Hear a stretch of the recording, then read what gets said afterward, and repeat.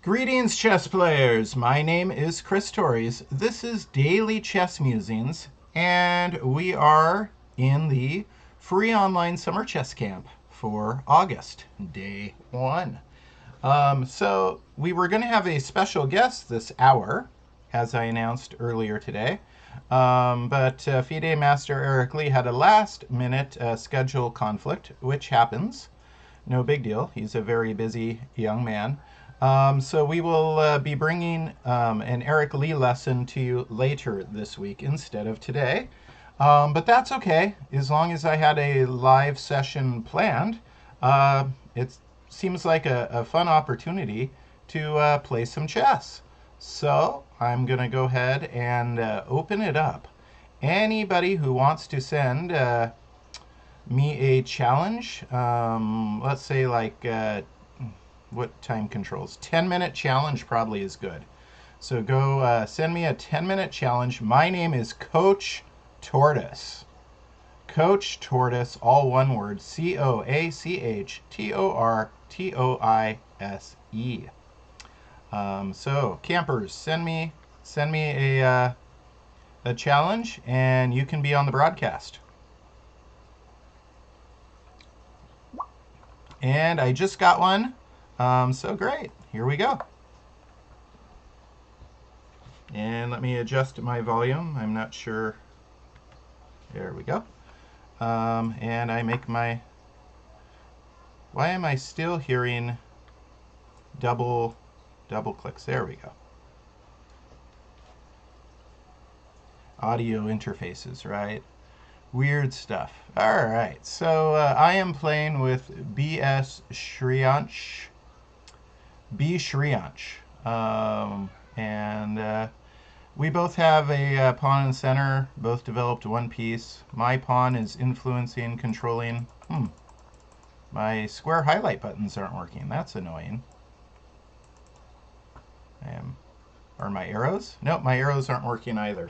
So for some unknown reason, I can't draw my arrows, but that's okay. Now this was a slow move. It's just a pawn move. It's not necessarily a bad move, but it is a slow move. It controls g5, which can be a useful square for me attacking on f7. But see, I'm white, so I already have the first move advantage. If you go and play a slow move like this, it just means I have almost a well, definitely an extra time advantage. So I throw my d pawn up, so I get two center pawns momentarily. He takes, and now his pawn I could take. I really want to highlight squares, but it's not letting me.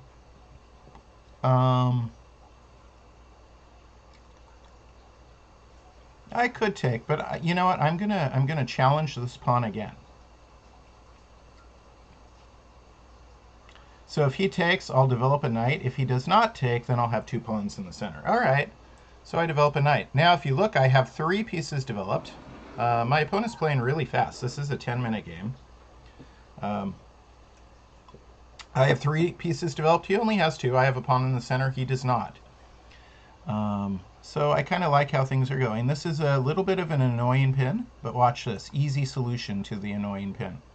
Now my knight's not pinned anymore.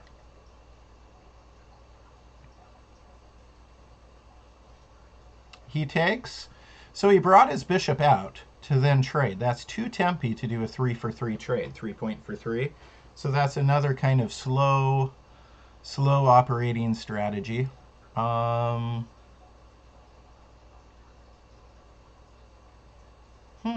Okay, so this is rather solid. He will be castling soon.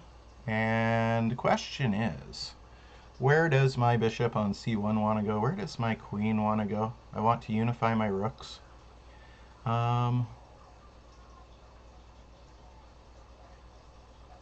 Bishop a3 looks most active right now. Bishop has the most scope. It sees the most squares. Thanks for the challenge, by the way, Shriyanch. And thank you for being a part of our summer chess camp. I hope everybody has a fantastic chess-filled week. I will do my best to give you guys lots of fun, educational chess activities all week long for free on dailychessmusings.com. So I need to unify my rooks. If I put my queen on b3, it allows him maybe to fork me with like knight a5. So I'm going to play queen e2. So I have pawn in the center, I am castled, and my rooks see each other, meaning they are unified. They are coordinated. So those are my 3 opening goals. My opponent does not have a pawn in the center. He is castled. I'm going to put rook f to d1. And what am I doing? I'm developing my rook to the same file as my opponent's queen. Okay. Fair enough. And it looks like Buckle, New York City sent me a challenge too. Wait for me to finish this game and then I will probably play you, okay? Sounds like fun. All right, that is a little bit of an annoying pin. So I'll go ahead, create a Luft for my king. Ah, okay. Boy, Shriyansh is playing really fast and pretty good, I must say. That was a nice little fork. Does not take my bishop, however, and I like my light bishop, so he probably maybe should have done that. I'm going to back it up.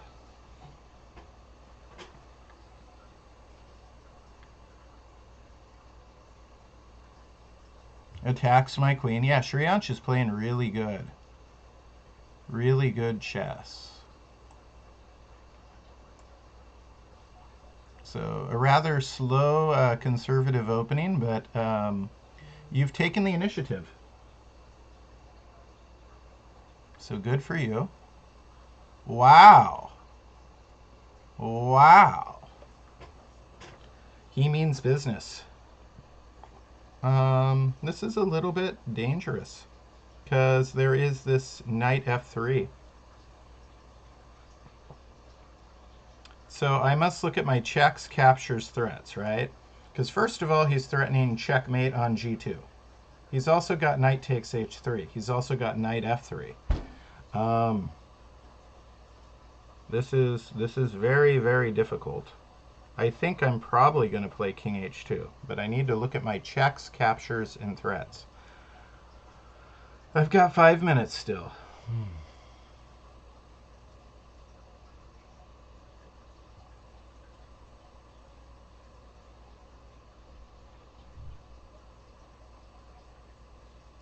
All right, so I'm really looking heavy at king h2 because it steps out of both pins. There's 2 different pins from 2 different knights.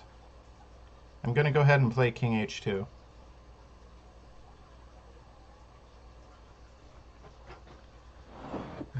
So I played king h2. My queen is defending against checkmate. It's very serious. I mean, there's a lot of checkmate threats, right? And now he plays knight h5. So again, I need to look at all the checks, captures, and threats. This is very, very serious. Bishop c1 is a possibility, even though it messes with the coordination of my pieces. It attacks his queen. I'm going to play bishop c1 tell that queen to go someplace.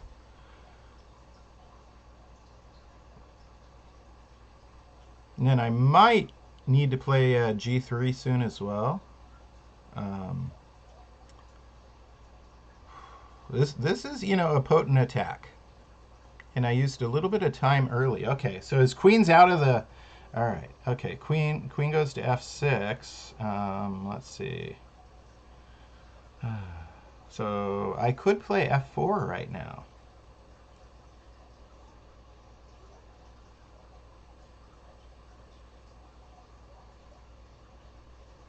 I'm going to go ahead and play f4.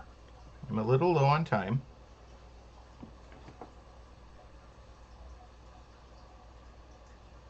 Okay, so I'm But now f4 is threatened 3 times.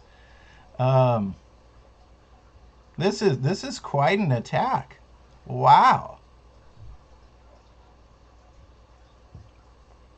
Checks, captures, threats. Let's see. Down to 3.5 minutes. 3.5.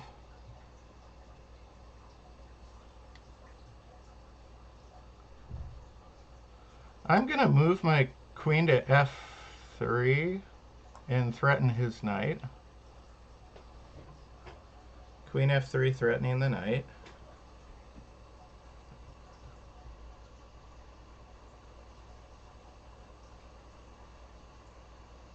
All right. So then knight takes on f4, and we knew that was a possibility. We knew that was a possibility. And let's see, checks, captures, threats. Let me just double check my idea here.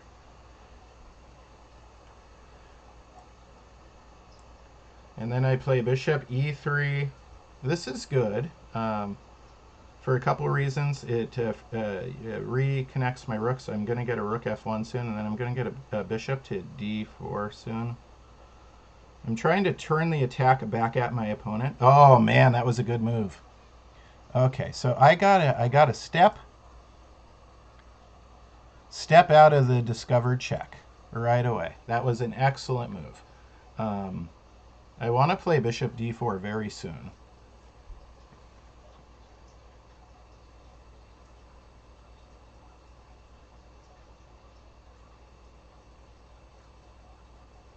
This is a really good and challenging game to start the morning off with. I'm very excited about this.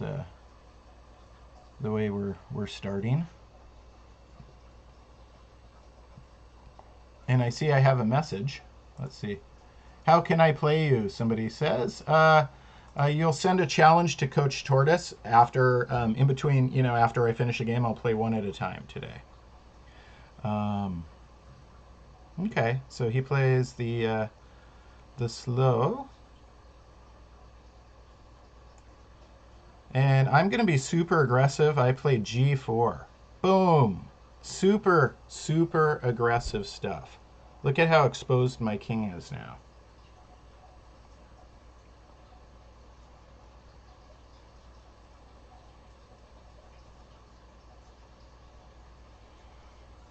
You can tell how extra focused I have to be in this particular game.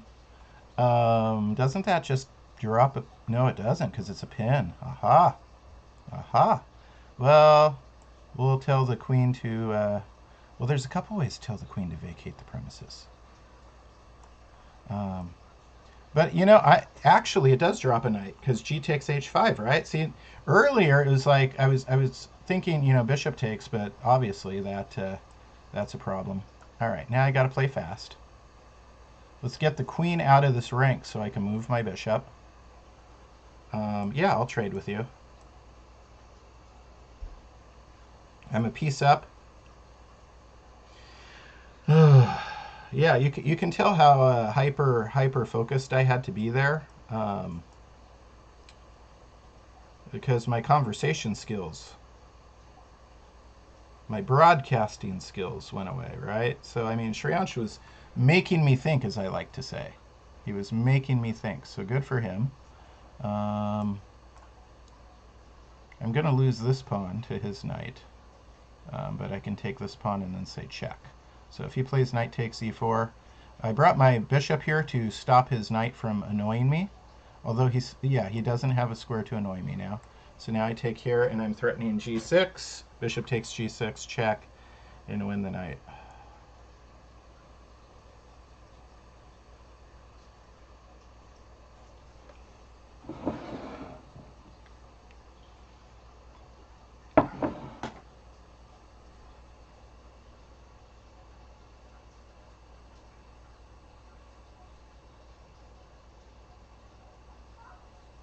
And again, my name is Chris Torres. I am a correspondence chess master. I run daily chess musings. I love chess. I've been coaching chess for 20-something years. I've taught, maybe some 60,000 people how to play chess. Um, and so it's what I enjoy. Um, I don't claim to be the best chess player ever, but I'm certainly good enough to help a lot of people understand and love the game more.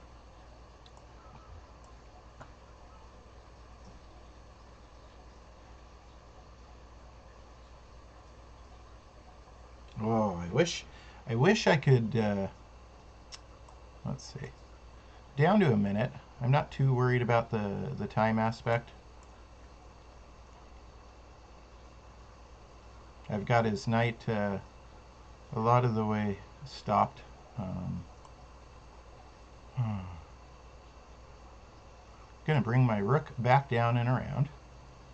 It was constricting the king. I do understand that, but also I wanted to coordinate my rooks, probably in the d file. Hey, I'm down. I'm down to a minute, so I'm playing a little faster.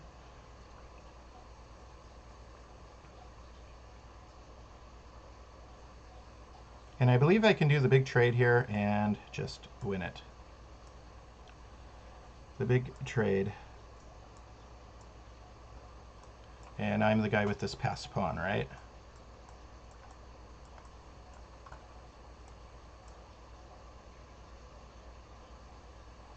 And let's see if I can use good technique here, hopefully.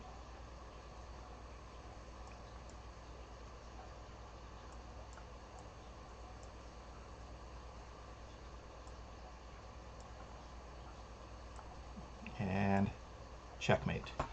Good game. Excellent, excellent game. Wow.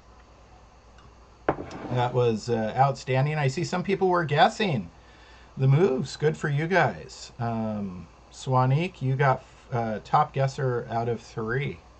Congratulations. Shriyanch, excellent game. Really, really well played. You made me think harder right off the bat. Got my heart rate up a bit. Got a little bit of adrenaline.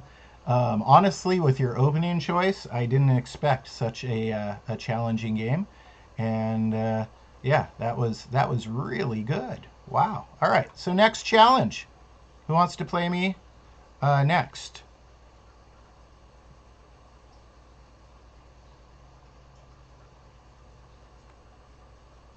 Who's next? Okay, so it looks like Swanik, you are in. Oh boy. All right. Game number 2. Free online summer chess camp for August. If you want to be a part of this chess camp, all you have to do is go to dailychessmusings.com. It's free. There's a whole bunch of fun assignments that'll get you playing better chess very quickly. My name is Chris Torres. I am a correspondence chess master and a very, very popular chess coach out in California. I've been coaching professionally for a quarter century. Here's a nice fork trick. If the knight takes, then there's the fork, right? And I still can't highlight squares, but that's okay. We're learning. Okay, so a little bit of a fork trick.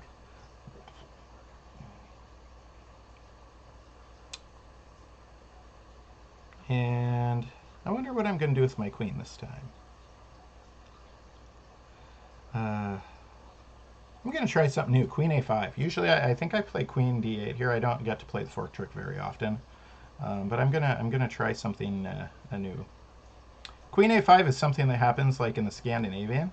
It means your queen's out, but not going to be attacked anymore, and sometimes gets to have a pin down there. Let's see. I'm going to go just a little bit, preserving my center pawn.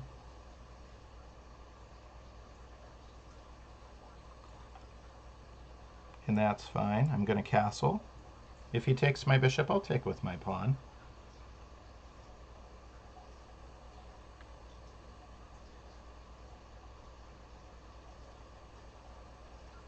And let's see, do I want to play f5?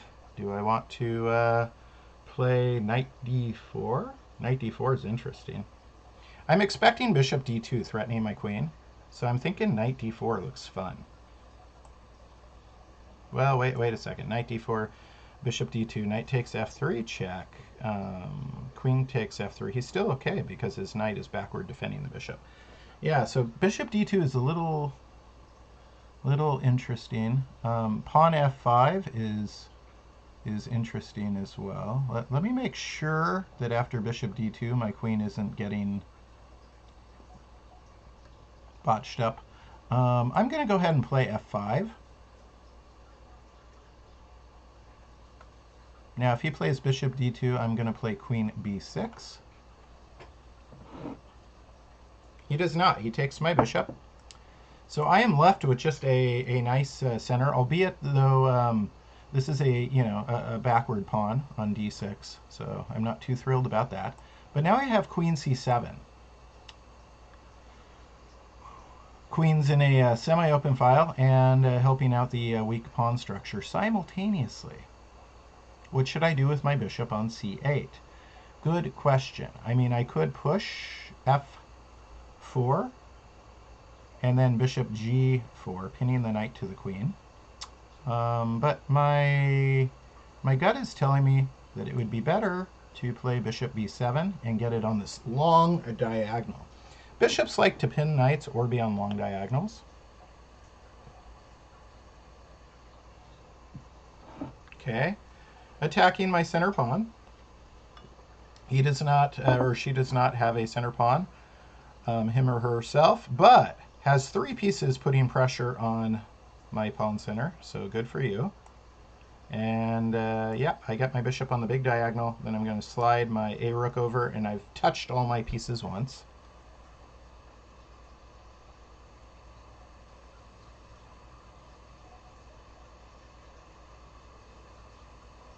Okay, so let's put a rook in the same file as our opponent's queen, and now I've touched all my pieces once. This is something, I learned from Paul Morphy. If you study his games, you'll see that he moves all his pieces once very early, right? I already moved this rook, the rook on f8, once when I castled. And now it is time, I believe, to start the big advancement.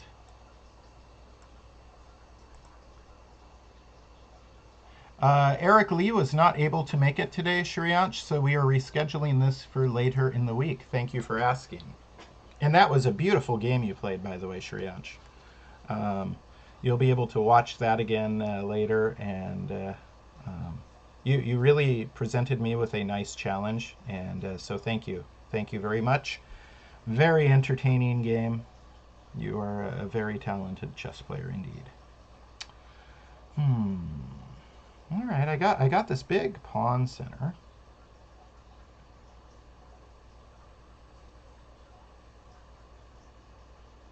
What to do with it though, right? I've got a lot of flexibility in the center.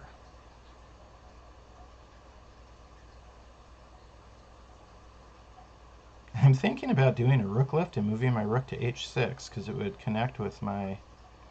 Yeah, this is very, very tactical, but I'm thinking it. It's probably not accurate. My other moves probably were. This one is more of just a really fun idea. I have a very fun idea.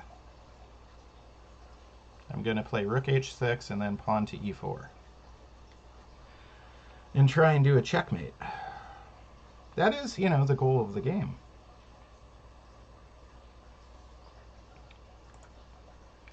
Jay Gill, yeah, I mean, after this game, go ahead and send me a challenge.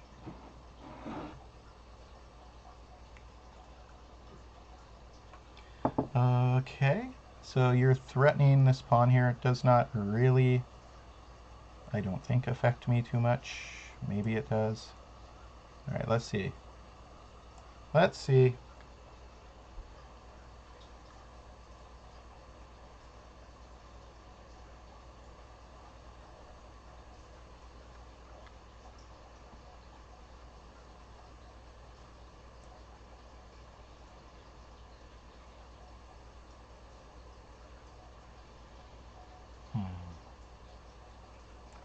Push. My center's disintegrating with this attack.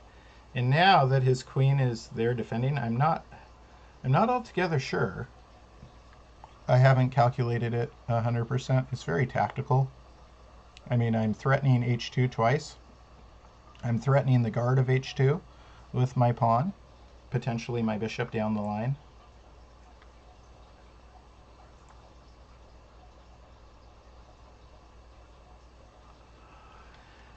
Okay. And this is the fun stuff.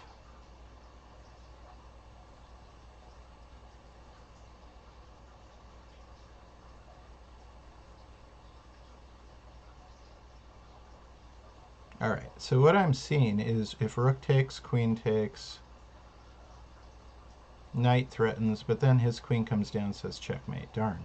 So what I was looking at is if rook takes, queen takes, knight a5. He can't take with the bishop because I take his queen.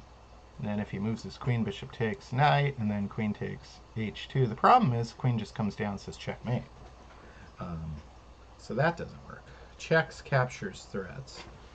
It's always the way we must go in these situations. I have a lesson on checks, captures, and threats you guys will be watching this week during camp. Very important lesson. It spells out this whole approach. Checks are the most forcing of moves, most linear, and captures are also linear and forcing, and then threats are linear and forcing, so they're easier to calculate. Do I want to play? I'm gonna knight e7. It's a neat little yeah. So I'm threatening the queen. I'm threatening the rook, right?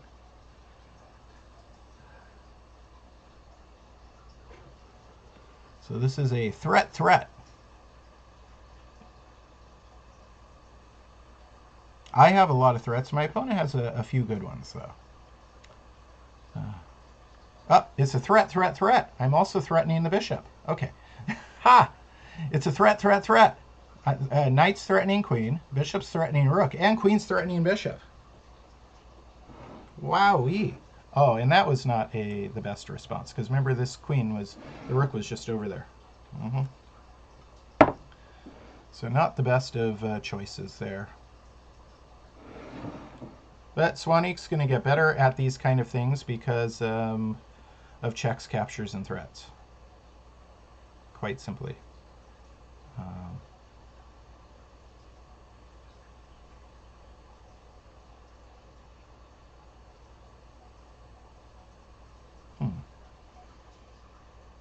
Let's be accurate here. I mean, we've got 3 minutes. Let's be accurate, Chris.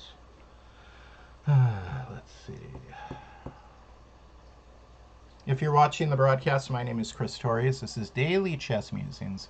And this is the August Free Online Summer Chess Camp. It's a week of chess for all ages, all skill levels, free of charge, and you can fit the assignments in your schedule if you need to. If you don't want to be participating live, that's fine. So this is legit pretty decent. I think king f8 is like my best. I was looking at bishop takes knight, right? I was, seriously. King f7 has a problem with the knight g5. It gets a little too complicated. I did not like that.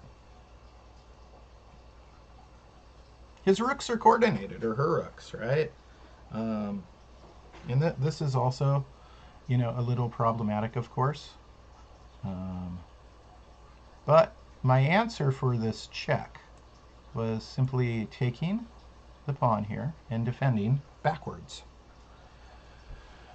And then I can move the queen to the same, let's see. I can kick the knight first, and then move the queen to the same, all right. Really? That is true. You can do that.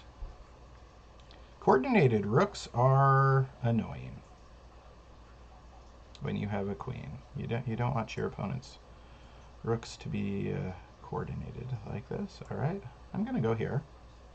Still maintaining the defense against the check.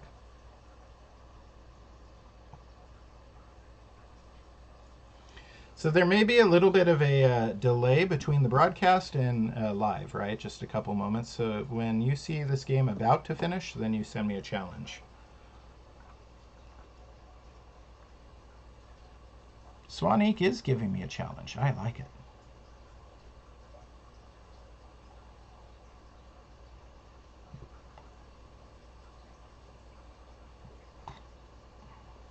So I need to get this knight backed up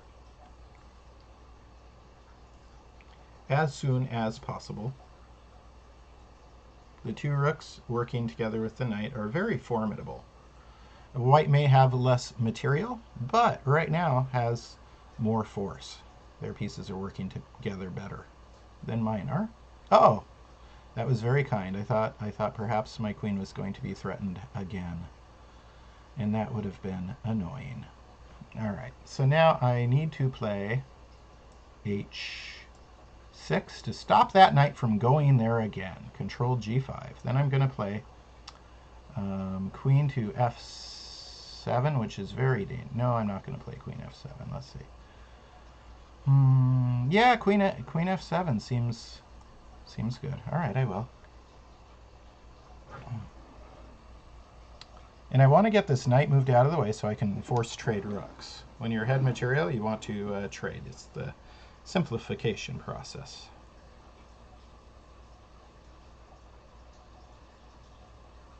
If you haven't followed me on Twitch yet, go ahead and do that. Let's get these follower numbers up. I see I have 28 viewers. The majority of you have not followed yet. So go ahead. And Arcane Doctrine, I am glad to be back, man. I got a little sick in July, and it was a setback. But I had to focus on my health and well-being for a little bit, and I am back. All right, so here's the big trade. Tradesy, tradesy, tradesy. I'm threatening, threatening, threatening. There are going to be trades one way or another here.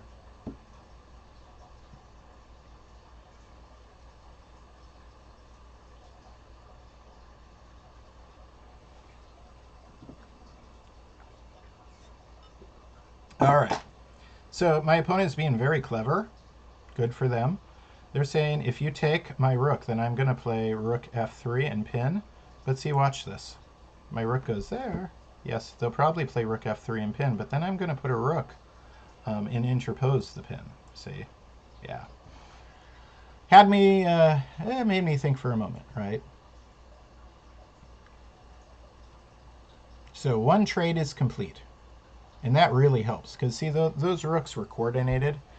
It was very difficult when the rooks were so coordinated. Okay, so now my knight is going to bounce into action. Simultaneously is releasing the energy of the bishop. And I'm a little low on time, but I like my time situation. I like it a lot. I know that's a little strange, but yeah, I do. All right, so this diagonal is not so great for me anymore. Or is it? Or is it? Yeah, it is. All right, boom. I was about to move my bishop to a6, but I think yeah, sacking the knight is the way to go. And somebody said sack the knight. First time chatter. Nice to have you here. Go ahead, give us a follow. And let's trade and threaten checkmate, shall we? Moving the knight out of the way, threatening checkmate on f8. Blocks checkmate. Good for you. But now I'm threatening checkmate again with the rook and the bishop on g2. And you're defending again. Very nice. But now I'll threaten it another time. So this is getting fun.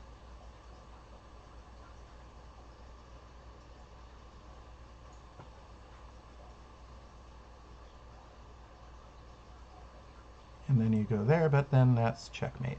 No, it's not. It is not checkmate. What am I saying?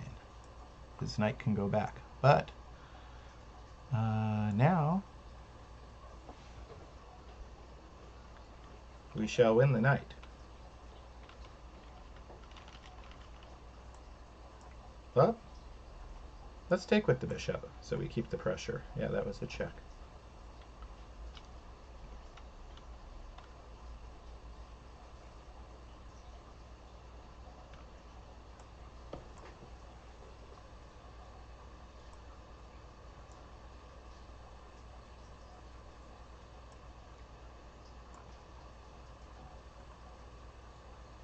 Mm-hmm.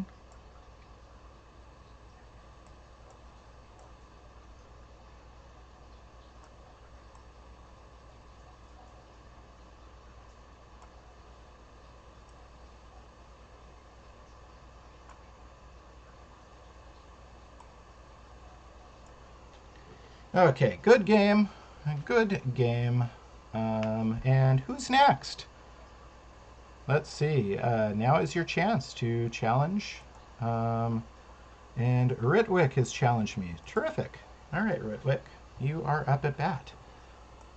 Start with d4 this time.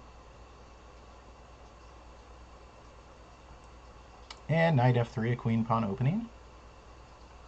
Bishop g5, the Tory attack.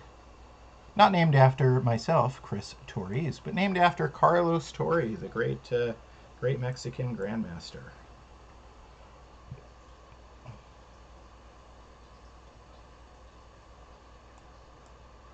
So in the Tory attack, the London system, all these things, you get this wedge, this triangle. You want to maintain a center pawn. Black can have a little bit of extra space. That's fine. Because you are simply maintaining your center pawn. So it's a little more conservative in terms of grabbing the center, but it can flex into an aggressive opening very quickly. And hopefully I will show you this.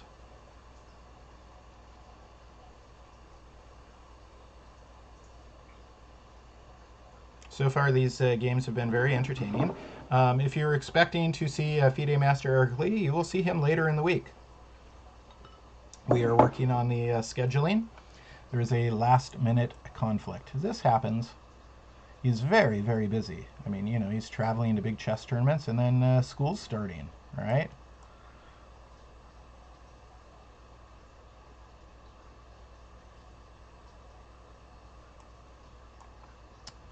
So I take, yeah, it messes with my castle safety a little bit, but you know what? I'm not too concerned about that. What I'm doing is creating the ability to use my rook in the attack. I'm not going to castle queenside right now. I'm going to put my knight here so that this pawn doesn't scoot forward, open things up on my king. And then take with the queen. I may castle kingside. I may do it.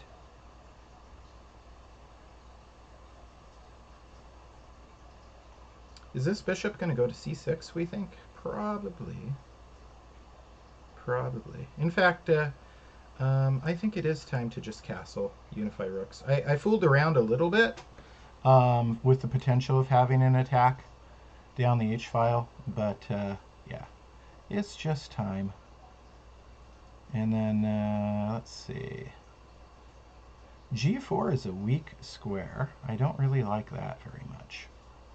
So I'm thinking actually of moving my bishop back to e2, then f4. But I have not moved the rook on a1 yet, so I'm going to go ahead and do that. Now I've touched all my pieces, as Paul Morphy. PP Lover 5, possibly. Possibly, we'll see. You're wondering if they can play me next. I'm open to challenges right now. This is the free online summer chess camp, August edition. I had to cancel July because of illness, but I am doing much, much better, as you are seeing. Okay, so here comes my opponent's attack. made even slightly more dangerous because of the...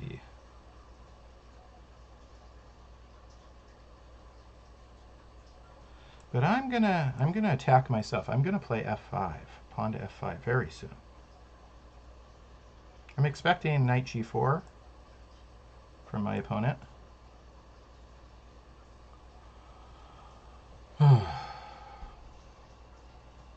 Obviously, their pawn cannot take without them being checkmated, right?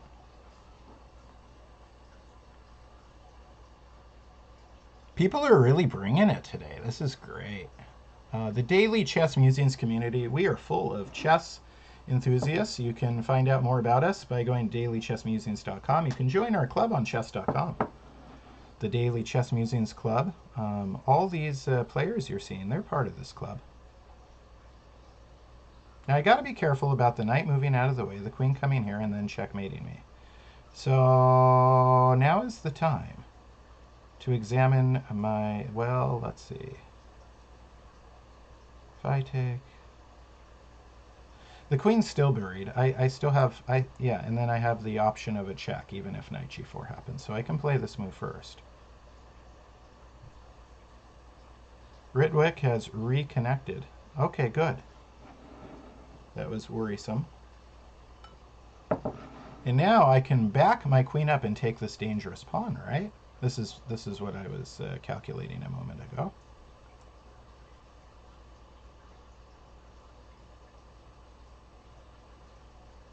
And I kind of like my position.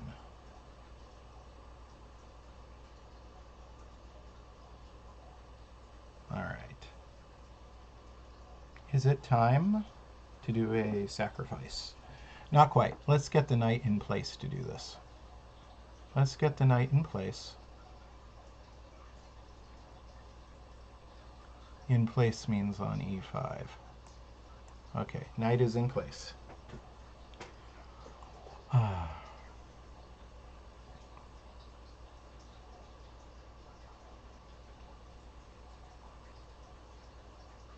right, now we need to analyze our checks, captures, threats very accurately. Because there's this, rook takes f7 idea that doesn't look good at first, but we have to remember the rook and queen are in the same file with our opponent's king.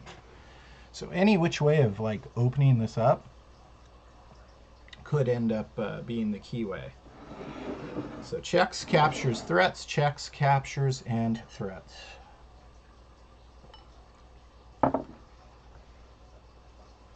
And I'm really looking hard at taking on f7. I mean, there's the rook takes, there's the knight takes, and either way.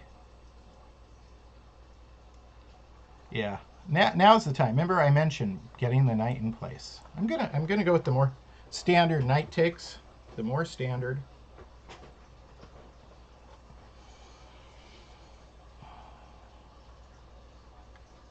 Again, my opponent really gave me something to worry about, right? Like every game today has not been a cakewalk for me. Now my chess hasn't quite been at the same level before I got sick in July, but hats off to these incredible chess players in our camp.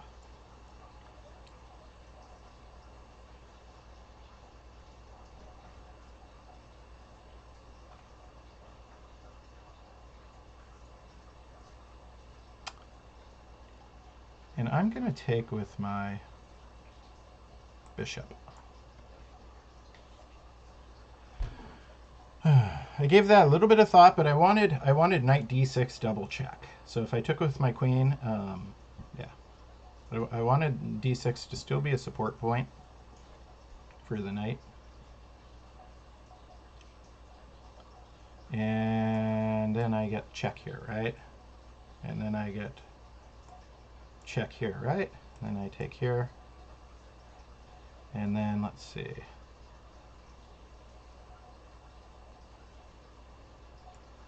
I'm gonna, I mean, continuing with the, if I play there, then he's gonna block it. I'm gonna pin this knight to the rook.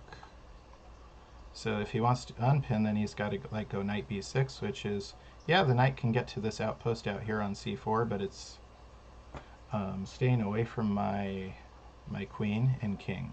It's moving the other direction, so I don't have to worry about the big fork. That's the other way of getting out of the pin. I don't think it was quite as good because check, right? So the knight b6 was the key to get out of that pin. And this is, you know, tactics, checks, captures, threats. You guys are going to learn a lot about it this week. I'm not a naturally gifted chess player. I have to work hard calculating.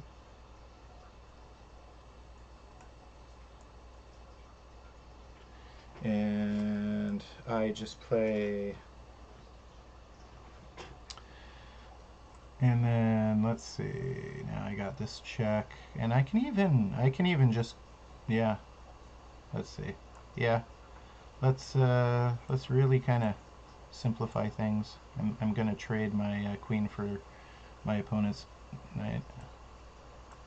There we go. Yeah. And then now I can just do a nice simple endgame. My opponent has no pieces. Let's see.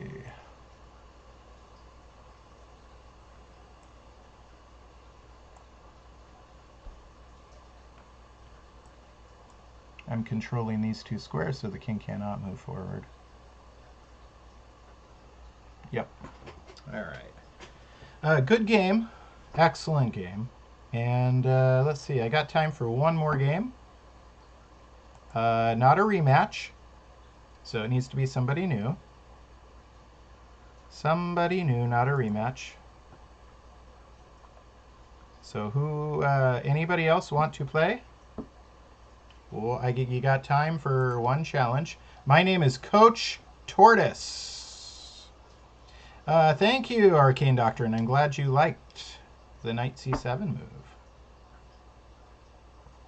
Or knight f7, rather. Yeah.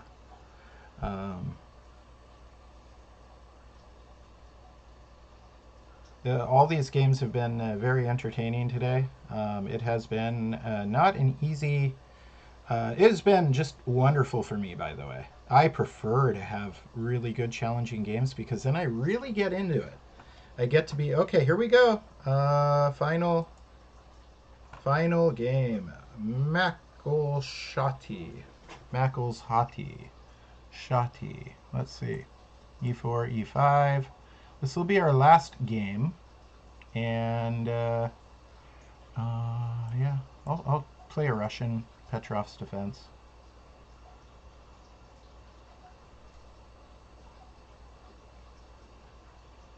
And unfortunately, Buckle, New York City, looks like I won't, unless this one's real fast, right? But maybe later in the week, right? Also, you know, remember to follow me on Twitch, please. Go ahead and do that right now. And also send me a friend request. After the session, send Coach Tortoise a friend request. We can be friends on chess.com. So my opponent's really taking their time on this move.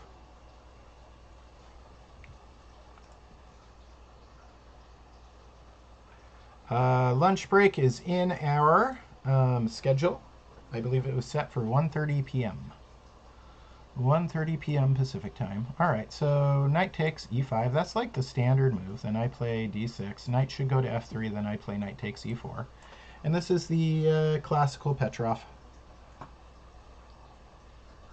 White usually plays white plays the d3 move. Okay, fine.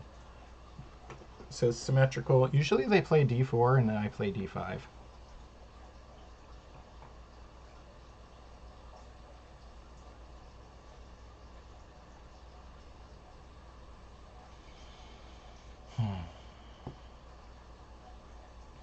Okay, Fian Kedawing? Certainly makes sense, because see, with the pawn on d3, is the bishop going to have a lot of scope? No. In fact, it makes so much sense, I'll go ahead and copy. It just makes sense, right? Right. queen checks can be interposed with the other bishop going to either e3 or e6. Ah, okay, good for you. Good for you, getting that nice pin right off the bat.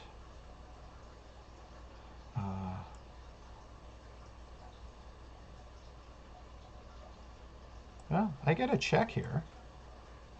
And then if you block with your queen, then your bishop, I'll take, and your bishop doesn't fianchetto the way you wanted it to. And if you block with your bishop, then your bishop went to g5 to go back to e3, which is why I'm throwing this check in now.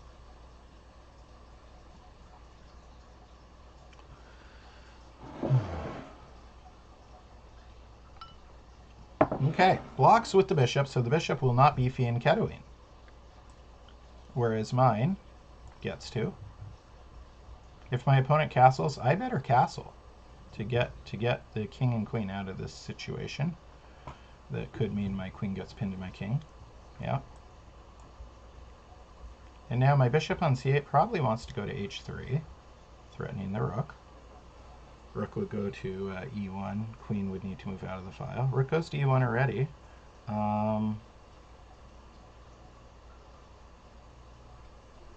I'm going to go ahead and play the bishop e6 intermediary move here. That way there's something between the rook and my queen. Then I can play knight d7, and then rook a to e8. This is my big plan. Then I will have touched all my pieces early.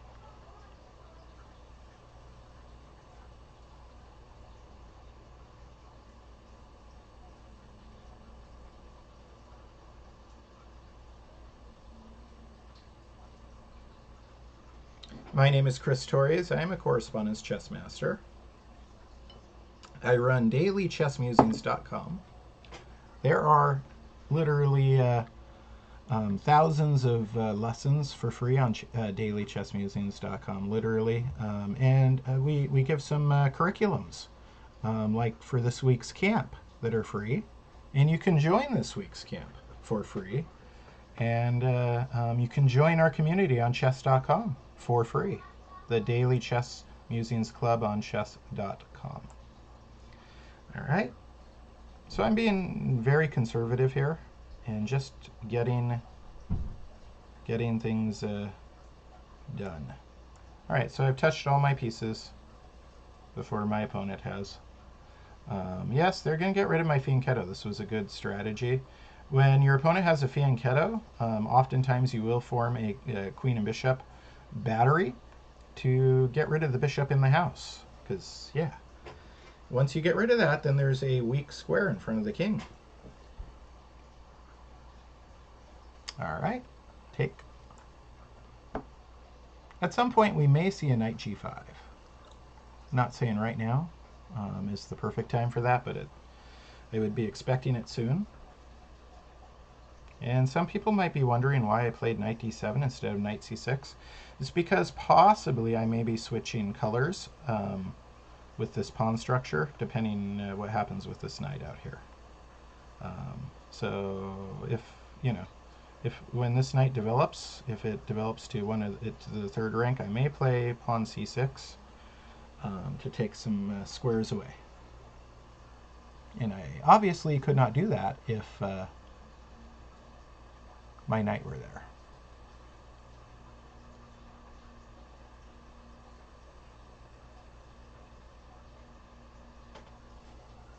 So this is not nearly as sharp as the games we played earlier in the broadcast. This one's, but that doesn't mean that it's easy.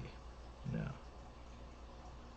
If you start wasting time, you play a move that's not good, and then you have to try and correct that, then all of a sudden your opponent gets a nice advantage. All right, so there's that the move. So I play c6, taking away knight b5 and knight d5 possibilities. I have a bishop, light bishop, and it seems like I'm going to organize my pawns on light squares, which could end up being a challenge if we were to get down to an endgame. a pawn and king and bishop and pawn endgame. My opponent, having the light bishop, if my pawns are on light squares and his are on dark, he would have an advantage.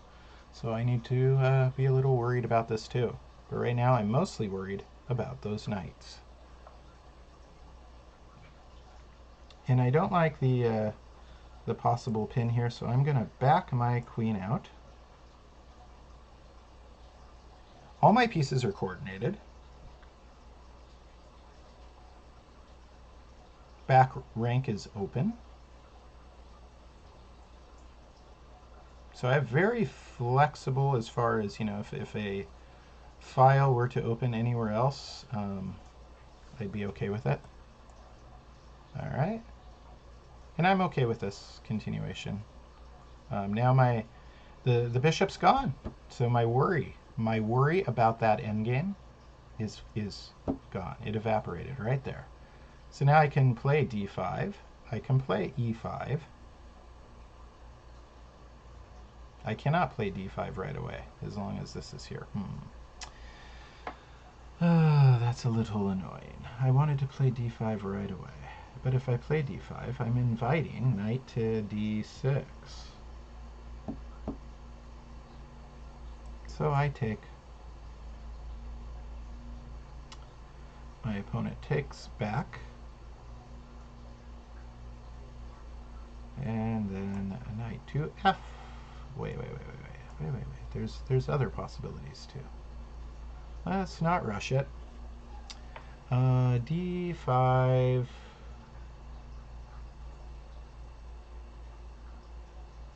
Seems very playable right now. It leaves me with kind of this weird weak pawn. Oh, there are these checks I need to worry about. This big dark diagonal that his queen can take advantage of. So in fact, I'm going to play e5. Inviting queen takes d6, in which case I play knight takes f6. Because I believe I get the pawn on e4 back with my knight.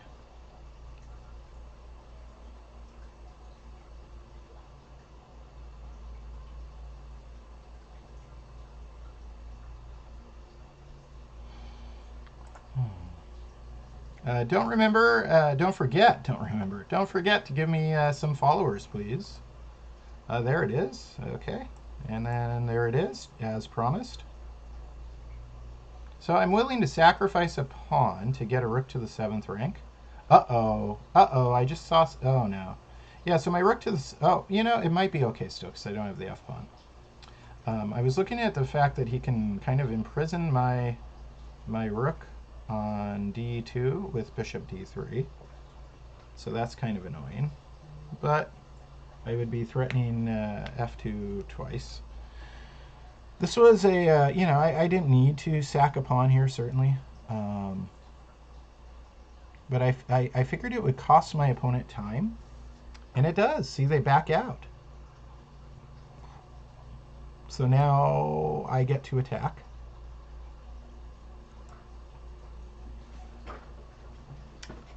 So I gave up a pawn to gain some time.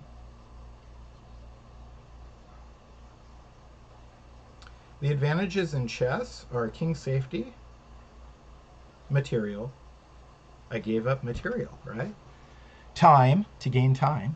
Space, force, and pawn structure. Those are the advantages in chess. So I traded a little bit of material to gain time. And soon to be taken advantage in force. Because I'm going to use my time wisely. All right, so my opponent has to play a slower move, defend. And now, let's see, how do I, yeah. Let's see. I want to move this knight and threaten f2 twice, right? This is what I really want to do. But, am I willing to go here and allow bishop takes knight, and my king's very exposed? Am I willing to do that? Or should I just threaten my opponent's queen? Yeah, I should. There's an open file. Boom. All right, I get the open file now.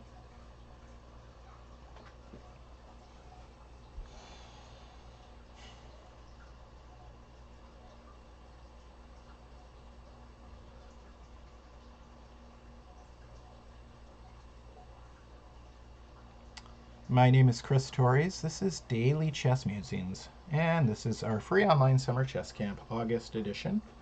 I will be seeing you periodically this week with fun live lessons and live streams like the one you're seeing.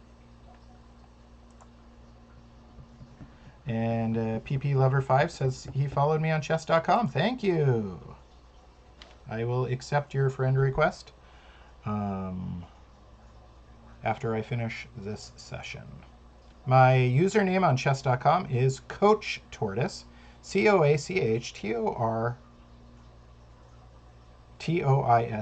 all one word. I had to think for a second because, yeah, this was a little distracting to me. Reason this is so distracting is because if knight takes e4, I threaten the queen, but then queen takes pawn says check, right? But I'm looking, I mean, there's even like queen sacrifices I have to look at because queen takes f2 is a double, yeah. Queen takes f2, check, and then double check, and then I get, yeah. Boom. All right, checks, captures, threats works, guys. It does. That's why I spot this move. So queen takes f2, king should take, then I play knight takes e4, forking king and queen, then I get queen with check. Yeah. No, not with check. I get an e4 with check. So that little bit, you know, when I gave d6 to gain time, it's the little ooh. Now I didn't anticipate that my opponent would do that. Honestly, that's very interesting.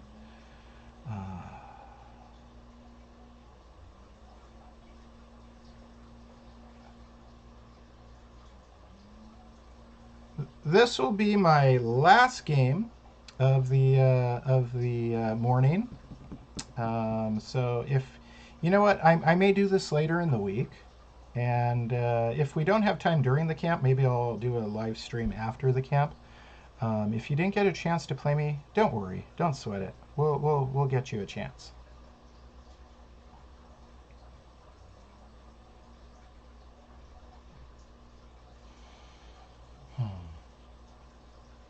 So I mean, I could trade queens with advantage here. I could also, yeah, I think I should because of this threat. Yeah, let's nullify the threat on e5. This diagonal, this queen's on such a powerful diagonal. And then when I take, this is an isolated pawn. It already is. e4 is an isolated pawn. He defends it with his bishop, of course. My knight then gets g4, which is a great square. Gives me access to f2 and e3.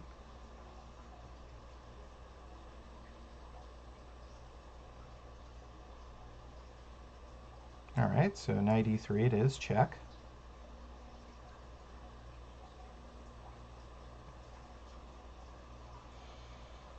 And now it is safe to move my king because my knight's guarding the check. So I'm going to move my king to blockade my opponent's pass pawn because I don't want to use up, and they're willing to trade there.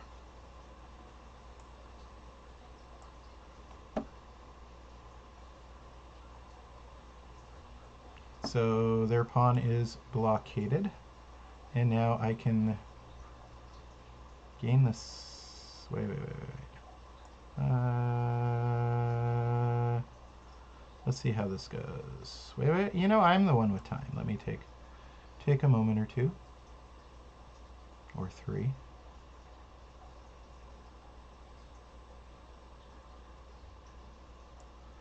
Yeah, I'm going to come up here with my rook and get my other rook behind. So my rooks are coordinated vertically now in a file instead of a rank. It's very powerful.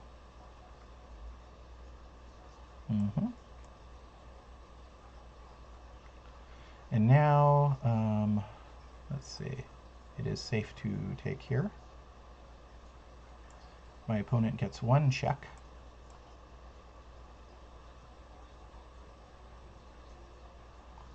And that was a good game. You know, that was a good game. I enjoyed that that game a lot. Very, very nice job, everybody who played me today. We can, by the way, you can always look at your game report on likechess.com. Watch, I'm going to do this right now. And it's a useful tool to show you little details where you can improve. If you ever have a hard time understanding it, you can shoot me an email. Yeah, see, it's going through. It's telling me, hey, all these are book moves. Let me make sure this is showing up. Yeah. See the little book next to it is saying all these are book moves. It gives you, checks and thumbs up and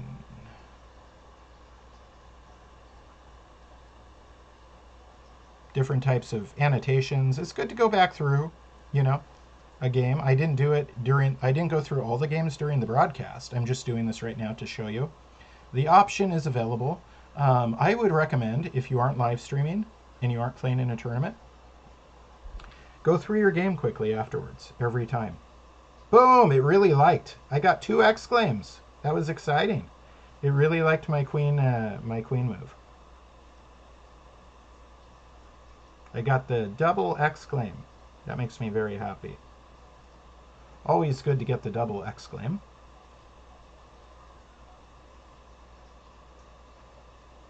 And let's see. And yeah. Let me go back to that double exclaim. That was fun. And then we'll leave. Let's see. Up. Here we are. We were right. We were right here, and I was looking at some different ideas. Well, let me get back to where I let him take a pawn to gain time. So the computer gives us a question mark, e5, and I can certainly see why, because it's allowing queen takes d6. Now I did this on purpose to gain time. My opponent should have traded with me.